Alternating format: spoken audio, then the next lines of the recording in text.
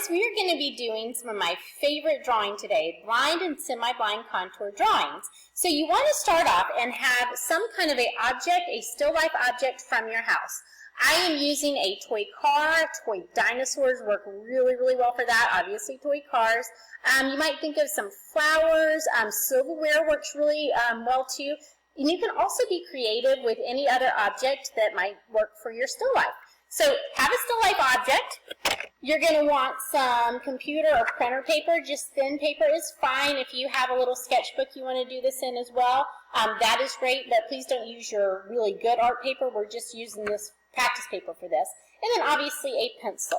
Now the first thing we are going to do is we are going to make a blinder. And so a blinder is a piece of paper that is technically going to blind you to what is underneath. So I think an easy way to create a blinder is just to fold paper in half like that, and then fold it in half again. So you've got those two halves made. So fold in half and half. So again, that's folding in half right there and half right there, and then undo it. So right there in the middle, you want to make a little hole. Be very careful with how you do this. If you have a little pair of scissors, you could technically snip out a little hole, but I'm just going to take my pencil and very carefully just push a little hole in there. Okay, easy peasy. So now that I have my little hole punched through, I'm going to slip my pencil through that hole, push that down, and so I've got a blinder. So now you can see what that looks like. So my hand and my pencil are underneath the blinder, and this is blocking my view of this paper. And that is intentional because you don't want to be able to see your paper. This is our blind contour drawing.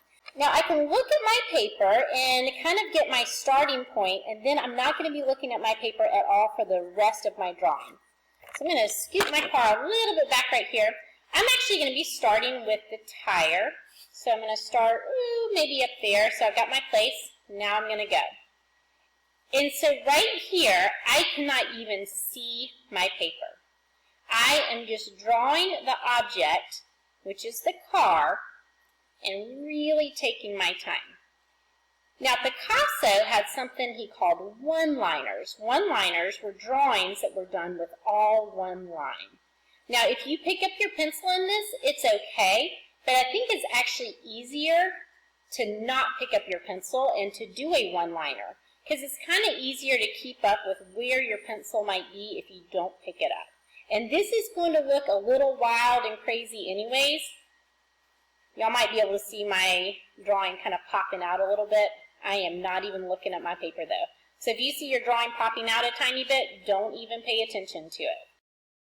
Now whatever object you are drawing, you want to get every little detail in there. So I'm getting all of the stripes on my Mustang right here, and I'm even getting all of the lines.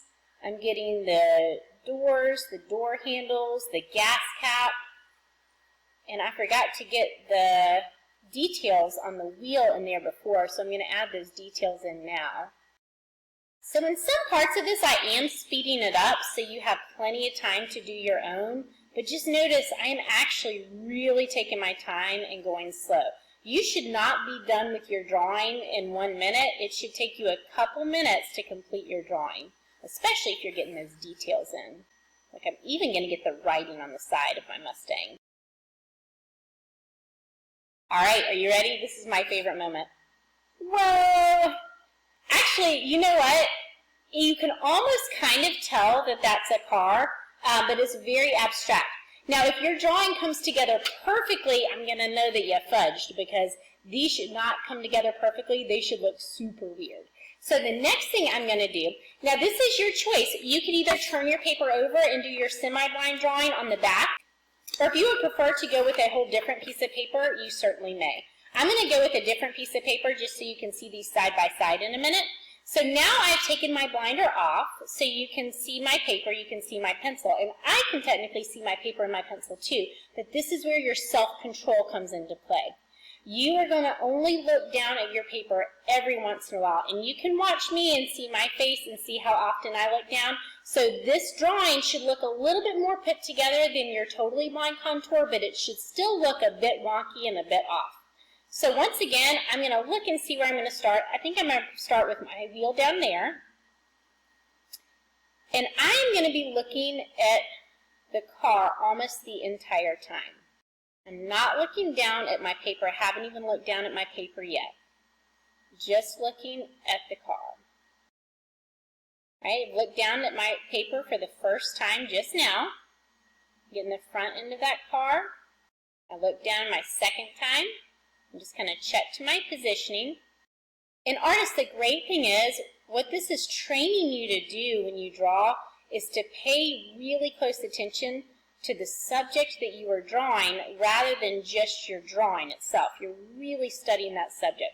So I look down, I think that was my third time maybe looking down, and I've got that whole front end of the car drawn in.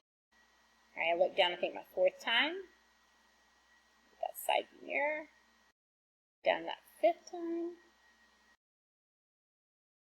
And one thing in this also, I have not picked up my pencil a single time. So this has all been one line.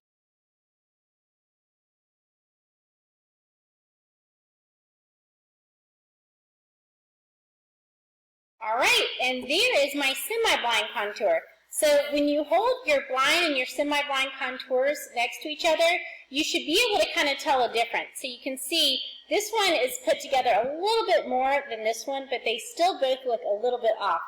But I really love how these look a little bit different. I think they look almost more interesting than if I had looked at my car and my paper as I normally would draw, and if they came together perfectly. There's something really beautiful about this quality of drawing, and also the one-liners and not picking up your pencil. Now, one last thing I will do, I'm going to label mine as blind contour right here, and also you can see how to spell that, and semi-blind contour. Now what you want to do is just keep these handy, so if you have an art folder, you can just slide them in your art folder and keep them in there. And now you know blind and semi-blind contour drawings. And by the way, this is a great little blinder that you can use for other things. So you might have fun just playing and doing other objects with a blind and semi-blind contour drawing. Thanks for watching and listening, y'all. I know you're going to do awesome.